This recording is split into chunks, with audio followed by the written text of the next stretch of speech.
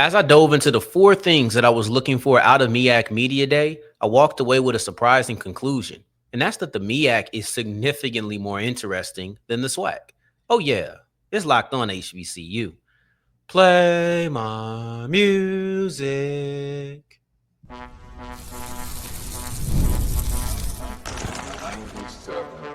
You are Locked On HBCU, your daily podcast covering HBCU sports. Part of the Locked On Podcast Network, your team every day. What's going on, family? Welcome back to another episode of the Locked On HBCU podcast, your number one daily one-stop shop for everything HBCU athletics, Monday through Friday. Part of the Locked On Podcast Network, your team every day. And I, of course, am Darrion Gray, a.k.a. the Mouth of the South, Texas Southern alum and former TSU Herald Sports editor and current site expert at Who Dat Dish and contributing writer at USA Today's Saints Wire. Thank you for going on this journey with me. Make a Locked On HBCU your first listen of the day, every day. And remember, just because the mic cuts off does not mean that the journey is over. Just means it's time to follow me on Twitter at South Exclusives. Starts with an S and ends with an S. Today's episode will wrap up with a look at Nolan Smith and the two traits that I think he has, or the two things in his past, I should say, that will make him a good head coach at Tennessee State. But it all starts off with MEAC Media Day. What are the four things that I'm looking for? One's kind of a joint, it's kind of together, wrapped up in one, but that's offensive and defensive player of the year. Then I also want to see LeSean McCoy and how he's going to operate at MEAC Media Day. But we'll kick this whole thing off with South Carolina State. I really want to see the MEAC preseason polls because, and it all kind of goes into what I found at the end of my exercise, at the end of diving into each of these topics, minus the LeSean McCoy thing. But the MEAC is just a way more interesting conference right now. It's just a way more interesting conference, and I'll talk about that a little bit more as we progress because I don't want to spill it all at one time. But South Carolina State was dominant in 2024. They were easily the best team in the Mid-Eastern. But I don't know if you can project that they'll be that same dominant force in 2025. I think it's going to be difficult. I do believe that they end up getting that first place. I think they'll end up being voted first place. But I wonder how that split's going to be as far as first place votes go, because you have to understand this is a Mid-Eastern. I want to say MEAC, and then they end up saying Mid-Eastern, but the MEAC that has been decided by a game. And we're just going to start talking since the breakdown in teams, since they've really consolidated to this core that they have currently, which is Morgan State, North Carolina Central, South Carolina State, Howard, Morgan State, and Delaware State. I think I might have said Morgan State twice, so Norfolk State. But I'm going to only reference that 2021 season and beyond. You look at it, 2021, South Carolina State went undefeated. North Carolina Central had one loss. 2022, North Carolina Central and Howard had one loss, but North Carolina Central defeated Howard, so that's how they had the tiebreaker. They were technically co-champions. That was a whole hoopla. That was a whole bunch of everything that went into it, and then they ended up saying no more co-champions, which I'm glad that they did. And in 2023, Howard and North Carolina Central once again tied, except this time, Howard defeated North Carolina Central. So they were the outright champions, no co at all. Last year, South Carolina State went undefeated. North Carolina Central only had one loss. What I go to say is one game has decided the MEAC every single year since 2021. Every single year, where it was North Carolina Central, and North Carolina Central has actually been in the deciding game in each one of these seasons. It's been North Carolina Central versus South Carolina State, and it has been North Carolina Central versus Howard. I find this year there's a lot of question marks on who's going to be what, because South Carolina State lost a lot of talent. South Carolina State lost a lot of talent. They don't have their quarterback. They don't have premier pass rushers, or their premier pass rushers from last year. They lost a lot of their wide receiving depth, lost tight end. Like, they lost a lot of players. So I don't know if you can walk in and say it's easily South Carolina State. I said that the preseason polls and the SWAC were very predictable. I do think that South Carolina State will be one. I think North Carolina Central will probably be 2. I can go through and I can give what I think will happen. But even if I was spot on, shout out my guy Tony. But even if I was spot on, I don't think that this is a predictable preseason poll in the slightest. I think a lot of people will have different ways that they look at it. I think people will have different teams at the top. But we'll have to wait and see what happens there. There was a conversation that we had. Was it Thursday? I think it was Thursday. It was either Thursday or Friday, where it was Friday. It was the last episode of the week. And it was basically a talking point where an anonymous head coach was praising Jackson State. And we hyper focused on that one quote that coach had. If you haven't watched it, please go back. I really enjoyed that segment. But we hyper focused on that one quote that one coach said about Jackson State. But the question was, if it's not your team, who would win the conference? And most of the people said Jackson State. But I feel like if you ask that question in the MEAC, you might get a multitude of answers. I don't know if you ask everybody who isn't South Carolina State if they'd say South Carolina State.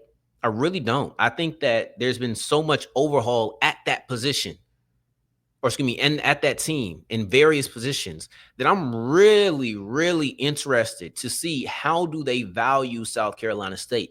Once again, I do think that they'll end up on top, but I wonder if the first place votes between them and whoever second place is, and maybe even third place. I wonder if you see a real divided MEAC preseason poll. That's something that I'll be looking at. Then you go to, here's the other part of it is, then you have Delaware State and Norfolk State. So it's not just who's at the top. That's part of the thing I was forgetting. Delaware State and Norfolk State have the non-traditional head coach effect, which honestly will transition me into my second thing I'm looking for. But Delaware State, Norfolk State, where do you predict them? How do they turn out in the first year ever of Jackson and Vick coaching? Jackson at least has some high school positional coach experience, but you're looking at Vick, he's fresh. He's fresh off the boat. Like, this dude is not somebody who has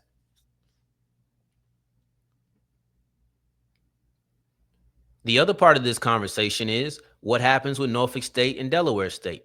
That's going to naturally transition me into my next topic. But Delaware State and Norfolk State, they got raw coaches. Jackson at least has some experience on the high school ranks. Vick's very raw. So you're looking at two coaches who are coming in, and we know all of the fanfare that's around them. What's going to be the prediction? Because a lot of this prediction is going to be based off of how do they step into the MEAC in their first year coaching. I don't know if it's going to be favorable for them in the preseason polls. Honestly, it would not surprise me to see them be 5th and 6th.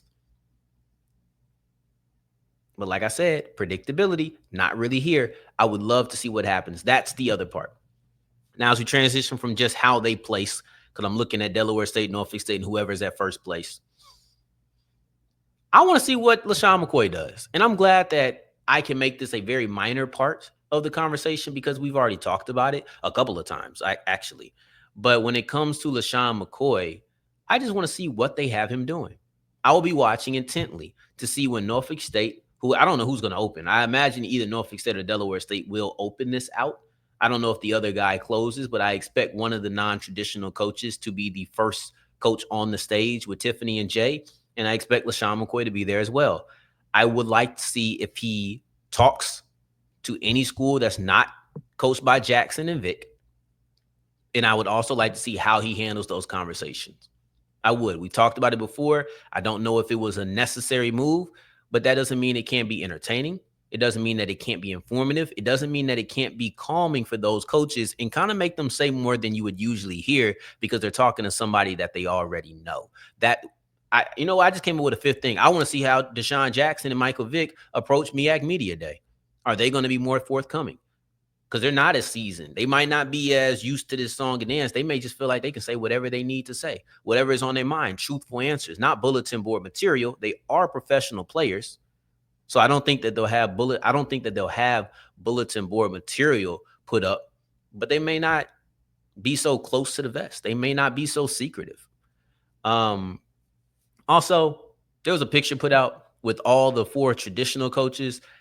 Vick and Jackson. So basically, everybody in the MEAC was there except for Vick and Jackson.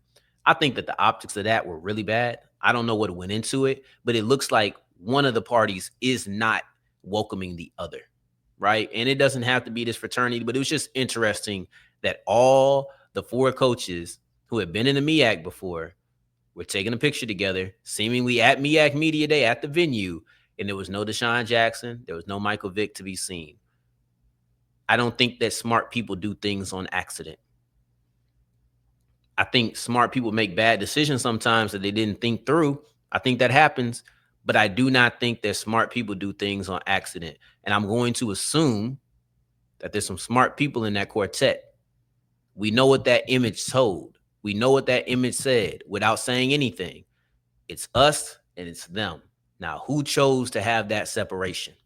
Doesn't really matter, but it was something I noted, and I'm glad I could make that a very, very, very, very, very minor piece, because that should not be the focus of anything. It was just something that I noticed. Now, as we push forward, we're going to continue discussing MEAC Media Day, and mostly, who's the offensive and defensive player of the year, and also why I think that this conference is so much more interesting than the SWAC, as we continue with Locked On HBCU.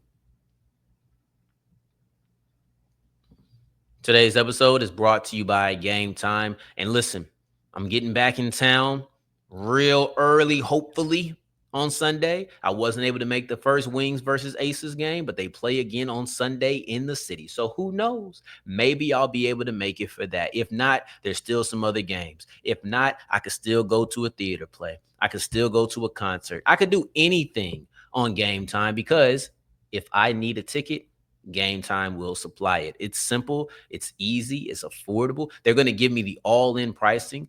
I don't know about you, but something about getting the price and then afterwards they're saying, oh yeah, it's going to be this much now. It just grinds my gears. I don't even want to shop with you. So that's why I love Gametime. They let me know exactly how much it is before I go and I press I want to buy. All-in prices with the fees, convenience, taxes, all of that. Give me Gametime any day of the week. No matter what the event is, they have me covered. So go to Gametime and use the code LOCKEDONCollege if you have never used it before. Create an account, use the code LOCKEDONCollege, and you get $20 off your first purchase. Go to Gametime today. As we continue rolling on today's episode of Locked On HBCU, I appreciate you for making this your first listen of the day every day. Go listen to your favorite professional football team's show right after, not right now, but right after this, because it's preseason time, it's training camp time, it's time to get active. All right. Now, as we continue rolling, talking about getting active, you know it's time when we start discussing who's the preseason offensive and defensive player of the year. And I think that's when things really got clear to me that the MEAC is more interesting than the SWAC, because we talk about the conversation at the top. I don't think that if you ask a bunch of anonymous coaches who's going to win other than their team, everybody would say South Carolina State. That was the case with Jackson State, and it was pretty predictable that it'd be the case with Jackson State. I'm talking about the predictability of the preseason polls in segment 3 right after SWAC Media Day. Meanwhile, I'm opening up the preview of MEAC Media Day, telling you how it's not a predictable conference at all and how it has been decided by one game in each of the last 4 seasons. This is a way more interesting conference. We can have conversations about who's better, the SWAC or the MEAC. We can have conversations about who has superiority when we're talking about the MEAC SWAC Challenge, or we're talking about the Celebration Bowl, right? The battles in Atlanta are going to decide how we talk about each conference at the end of the season. But as we're going into 2025, one thing is crystal clear to me. That's the MEAC is a way more interesting conference than the SWAC. And it's largely based off of, that unpredictability that only exists in one conference. I knew Jackson State would be predicted to win the East. I knew if you ask anonymous coaches that Jackson State would be predicted to win the SWAC. I knew that. From a team standpoint, everybody knows it's Jackson State's conference in the SWAC. From a team standpoint, people are wondering how is South Carolina State going to bounce back after losing so much talent. From an individual standpoint, we knew it would be Jacobian Morgan as the offensive player of the year. We knew it would be Kelby Givens as a defensive player of the year. Meanwhile, I don't know who's going to be the offensive and defensive player of the year in the MEAC. I don't know who they're going to vote as the preseason winners of those awards. I don't. So as I'm looking at the MEAC and the SWAC from team standpoints, the MEAC has no predictability and the SWAC is completely predictable. You go through and you look at the conference, let's go through the storylines in each. Matter of fact, let's just go through the MEAC because those are the ones that really matter. The introduction of Michael Vick, the introduction of Deshaun Jackson, South Carolina State, they were so dominant, so dominant. How are they going to bounce back after losing all of that talent? I think those are 3 of the 5 most interesting stories in HBCU football. I think Jackson State going for a repeat of the Celebration Bowl probably is third. It's probably third, depending on how you look at it. It's 1 through 3. And I would say Reggie Barlow and his trying to continue or his attempted continuance of Tennessee State's momentum is probably 5. Like that's all the top 5. But you go through it. When I say that the MEAC is a way more interesting conference than the SWAC, I'm not talking about he's going to be good, he's going to be good, that team's going to be a dud, that team's going to be dud. No, from a team standpoint, going into the season, we expect Jackson State to dominate. We expect Jackson State to be the best team. We expect Jacoby Morgan to be the best quarterback. We expect Kelby Givens to be the best defender. These things are, I don't even think it's really a discussion going into the season. We'll see what happens once the year starts. On the MEAC, where is that true? Are we expecting South Carolina State to dominate? Are we expecting Eric Hunter to be the defensive player of the year, be the best defensive player? Are we expecting Walker Harris to be the best offensive player? If I had to bet, I think those would be the 2 players who win the preseason OPOY and DPOY. But there's people who can contend with that. There are. And it's not a slam dunk at all. Okay? But let's get into it. Let's get into it.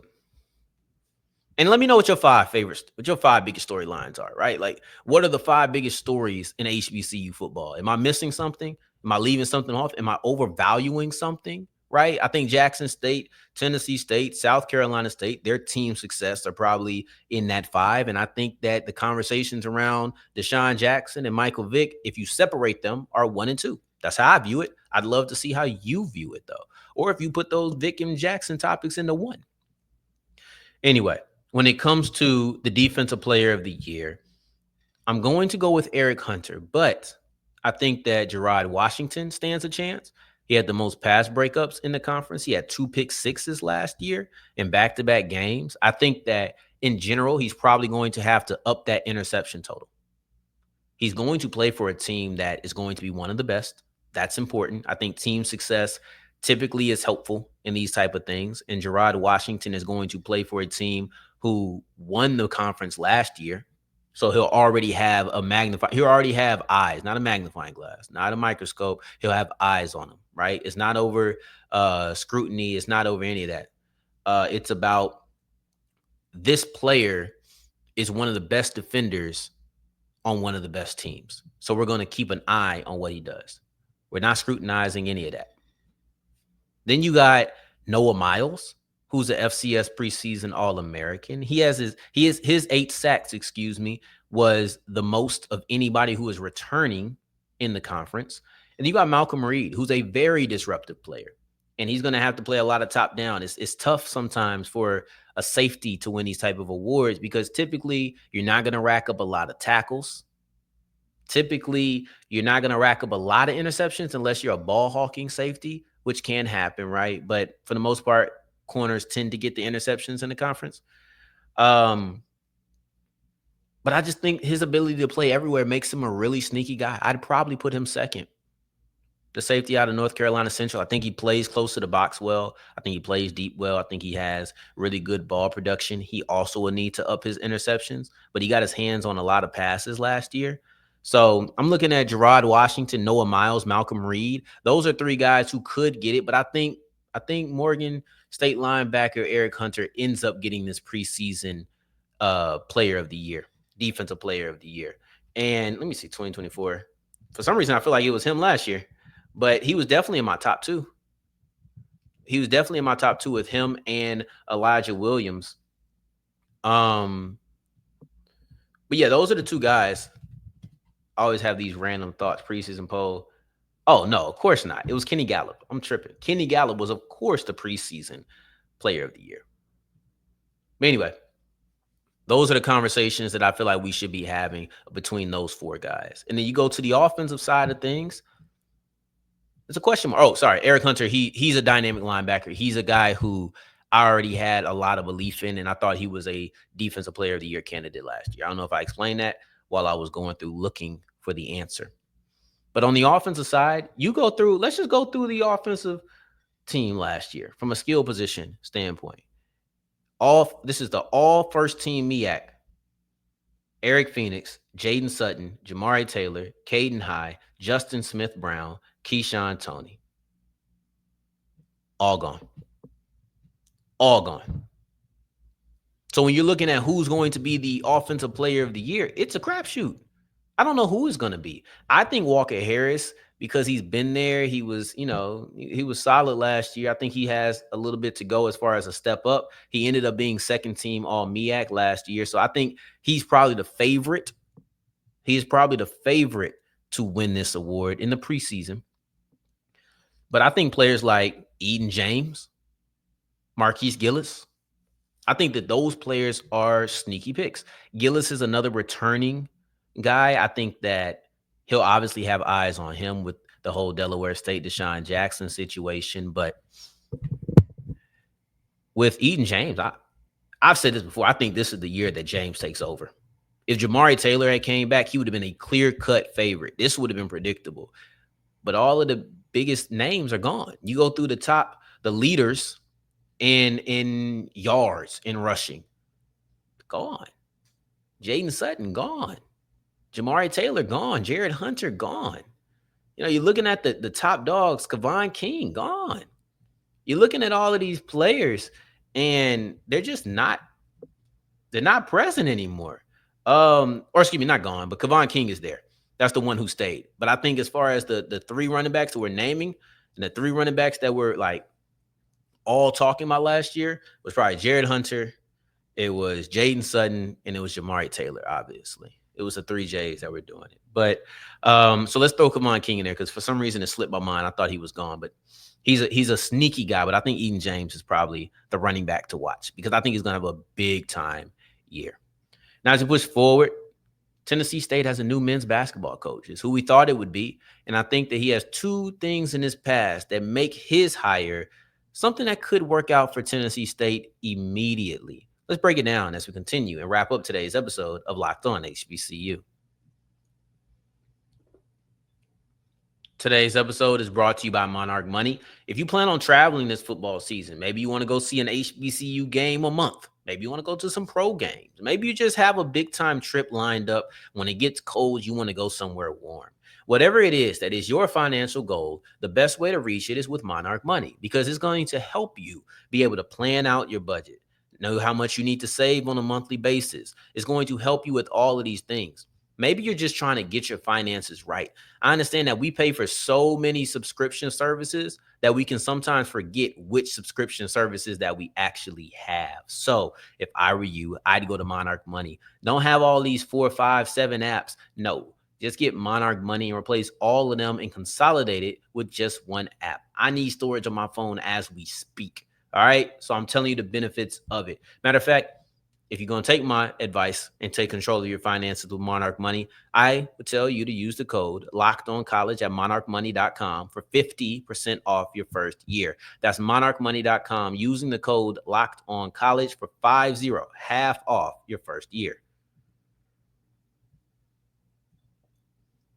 As we're wrapping up today's episode of Locked On HBCU, I appreciate you for making this your first listen of the day, every day, making it all the way to segment 3. And I thank you 2 times for that.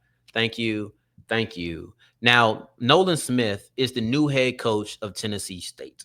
And in my opinion, he has 2 things in his past that are going to provide very helpful insight on how to operate as the Tennessee State head coach. One is his history at Duke. And then secondly, his coaching at Memphis. I understand that he coached at Duke, but his history at Duke includes him as a player and him as a coach. This is what Coach K had to say about Nolan. He said Nolan was an All-American and a national champion at Duke. He was a joy to coach, and our fans loved him. They called him the people's champ. He was also an exceptional assistant coach.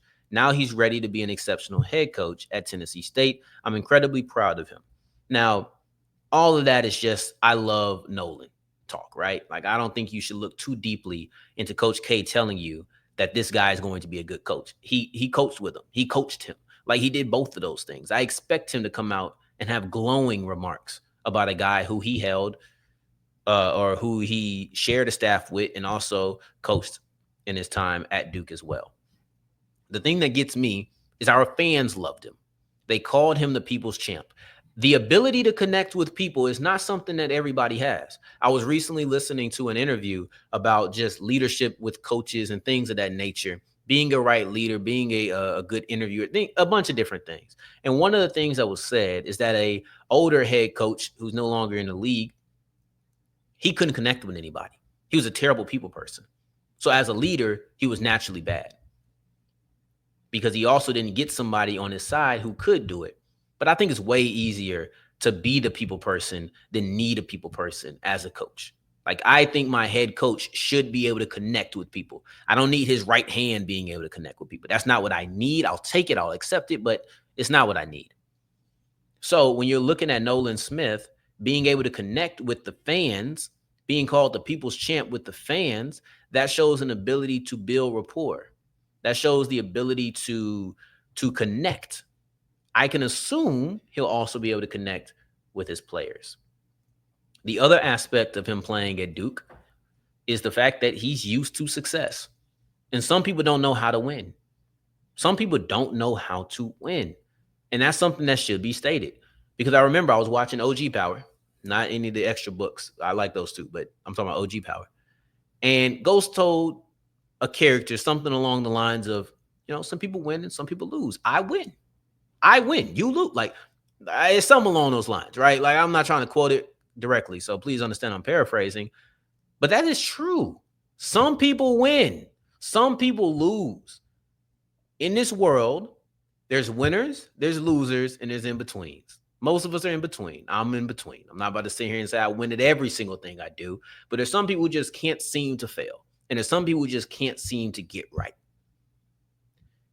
Knowing how to win keeps you from ever falling in a category of people who are just losers. Just being honest with you. All right. And then the last part about his Duke history, because that's the huge benefit for me, is that he's used to one and dones.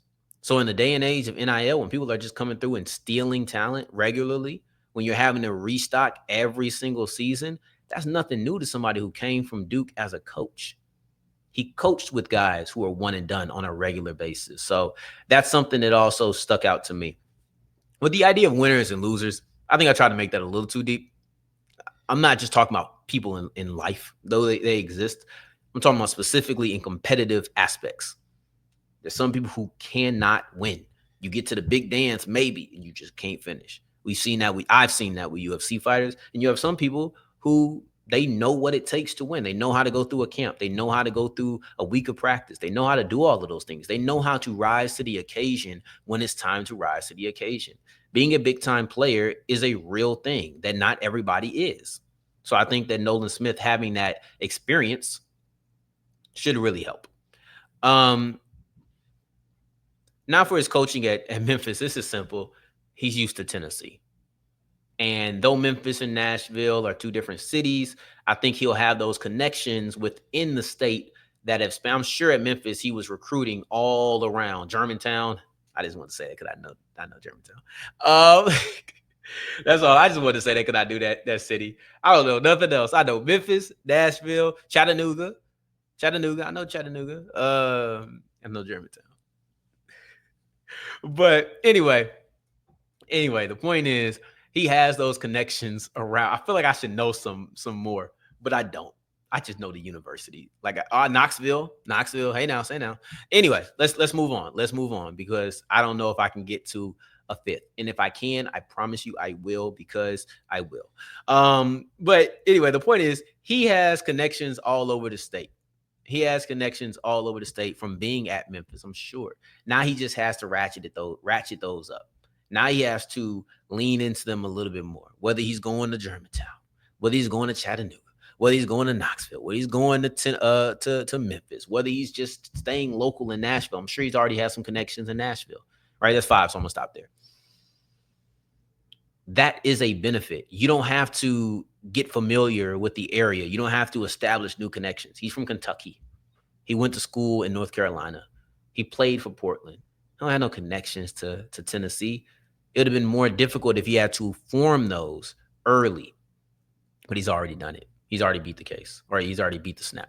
So tomorrow we'll be talking about MEAC Media Day, but we'll be recapping what happens, not previewing like we did today, but reviewing. So I can't wait to see what happens and if there's any big noise that walks out of MEAC Media Day. In the meantime, in between time, until next time we hear each other, family, take care, stay blessed. Peace.